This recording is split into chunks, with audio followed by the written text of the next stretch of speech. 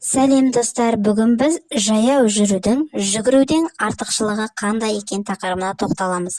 Жаяу жүру адамның ағзасы үшін өте пайдалы табиғи жаттығу. Осыны біле тұра адамдар аз қозғалады.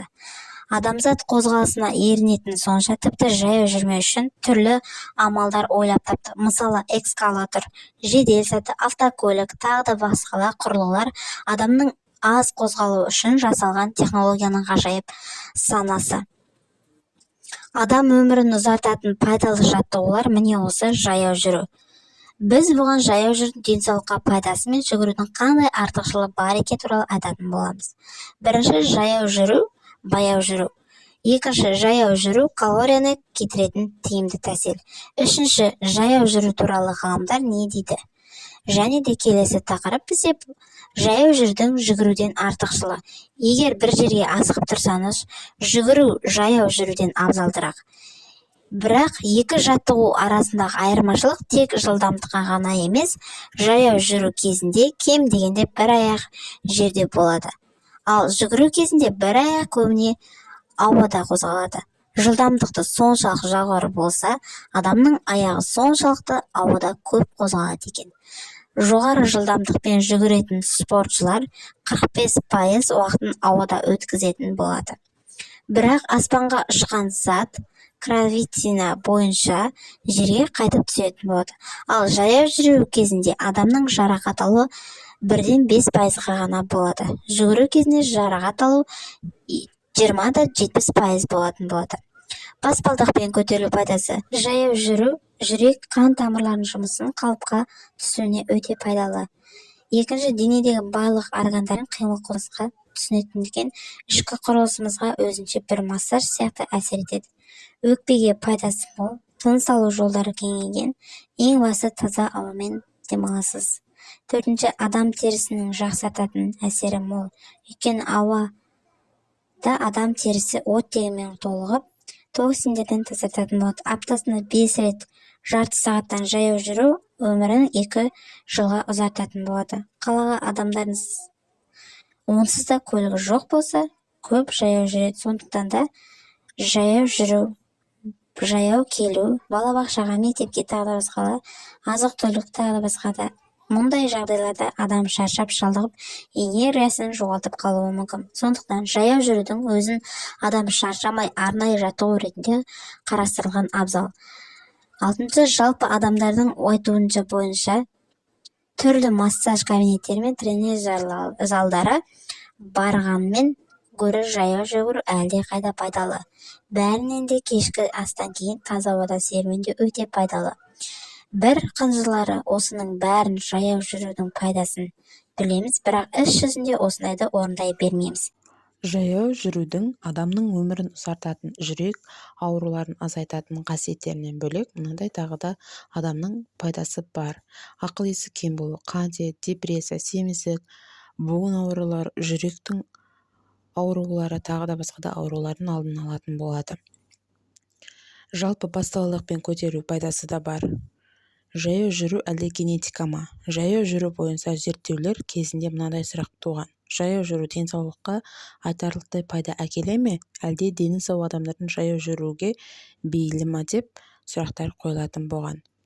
Егер егіздердің бір күнде жаяу жүріп, екіншісі мұндай жаттығумен айналыспаса, біріншісінде өлім қаупі екіншісінен қарағанда 50% аз кездесетін болады. Сондықтан жаяу жүріңіз, спортпен шұғылданыңыз, салауатты өмір салтын ұстаныңыз. Соңғы жылдары адамдар аз қозғалатын болды, ал аз қимылдау дертке шалдықтыратыны дәлелденген.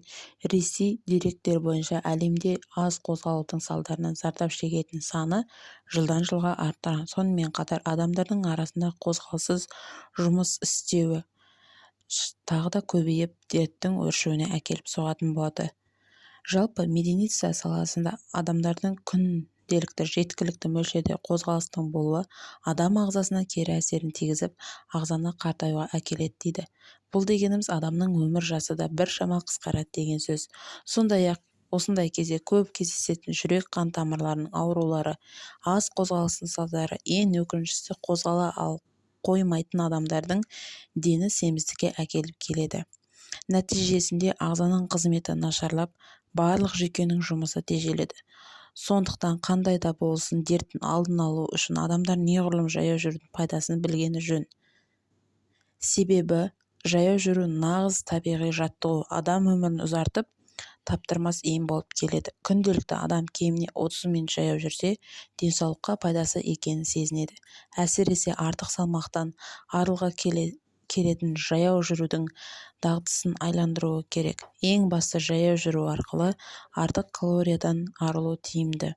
Сондай-ақ егде кісілердің жүгіруі қиын, сондықтан жаяу жүру спортымен шұғылданып, әдетке айналдырса, тәбеті де ашылып, қан айналымы жақсы түсіретін болады. Таңертең ерте тұруға қалыптасқанымен қартайғанда адам ұйқышыл болып келеді. Бірақ бұл сөзбен келіспеймін. Күніне 7 сағат ұйқы жеткілікті.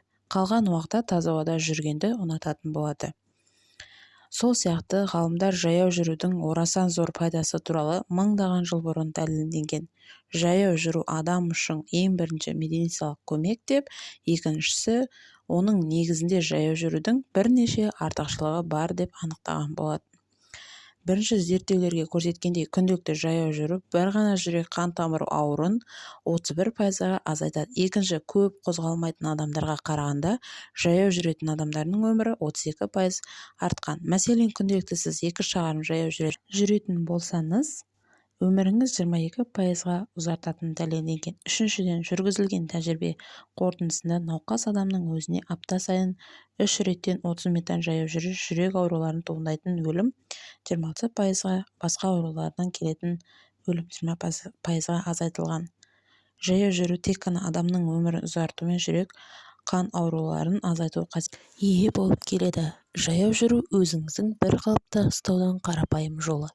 Кейбір спорт түріне адамдарға кері әсерін тигізуі мүмкін, ал жаяу жүру ешқандай кері әсері жоқ.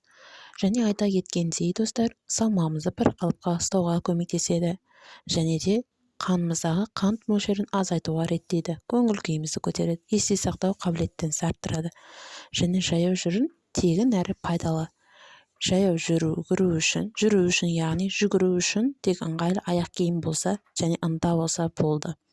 Жаяу жүру арқылы арықтағыңыз келсе, ең алдымен қағидалар білгеніңіз жөн. Жаттығу барысы жылдамдығыңызды ауыстырып тұрыңыз. Яғни бағана айта кеткендей, егер 2 минут жүрсеңіз, 2 минут тезірек жүгіруге немесе жүруге тырысыңыз. Жаяу жүрудің пайдасын бәрімен бөлісіп отырыңыздар.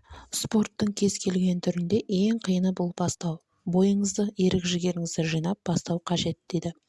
Спорттың бір түрімен айналысқан кез келген адамға қандай уақытта болса да шұғылдана беруге болады. Тіпті ауа райы мен тау-таста да кедергі жасамайды. Денсаулығыңызды күтейік, достар. Менің каналыма жазылыңыздар, сау болыңыздар.